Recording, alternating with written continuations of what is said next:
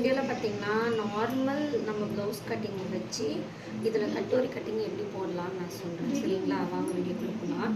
இப்போ இது வந்து நார்மல் ப்ளவுஸோட கட்டிங். ஸோ இப்படி தான் நம்ம நார்மலாக ஒரு ப்ளவுஸை கட் பண்ணணும். ஸோ இதுலேருந்து நம்ம எப்படி கட்டோரி கட்டிங்கை மெஷர் பண்ணுறது பார்த்தீங்கன்னா நான் சொல்கிறேன். இப்போ எந்த அளவு நீங்கள் நெக் எடுத்தாலும் சரி, நம்ம நெக்கோட ஷேப் எந்த இடத்துல பெண்ட் ஆகுமோ அந்த இடத்துல ஒரு மார்ஜின் போட்டுக்கணும். அது எந்த அளவுக்கு நீங்கள் நெக் எடுக்கிறீங்கிறது அது உங்களோட இது. ஸோ அந்த அளவுக்கு இதை மார்ஜின் பண்ணிக்கோங்க. இங்கே நெக்கோட ஷேப் அளவுக்கு ஒரு மார்ஜின்.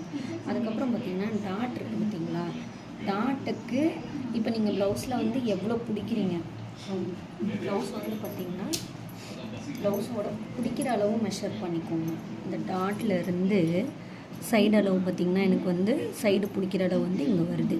ஸோ இது வந்து எக்ஸ்ட்ரா தான் இருக்குது. ஸோ இந்த அளவுக்கும் இந்த அளவுக்கும் எந்த அளவு ப்ளவுஸ் நீங்கள் வச்சாலும் சரி, இந்த அளவுக்கும் அந்த அளவுக்கும் நடுவில் என்ன அளவு வருதோ 5 இன்ச் வருது அப்படின்னா, ஸோ 5 இன்ச்சில் பாதி 2 இன்ச். ஓகேங்களா, 2 இன்ச். ஸோ அப்படி ஒரு மார்ஜின் போட்டுட்டு இந்த மார்ஜின், ஸோ இதையும் அதோட கனெக்ட் பண்ணிக்கோங்க.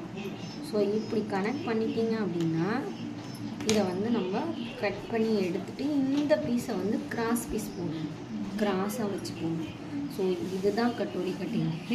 இதுக்கு வந்து ரொம்ப ரிஸ்கெல்லாம் எடுத்துக்க தேவை. நார்மலாக நீங்கள் ப்ளவுஸை கட் பண்ணிவிட்டு அதை வச்சு கட்டோரி கட்டிங் இப்படி மெஷர் பண்ணிங்கன்னா உங்களுக்கு ரொம்ப ஈஸியாக இருக்கும். ரெண்டே அளவு தான்.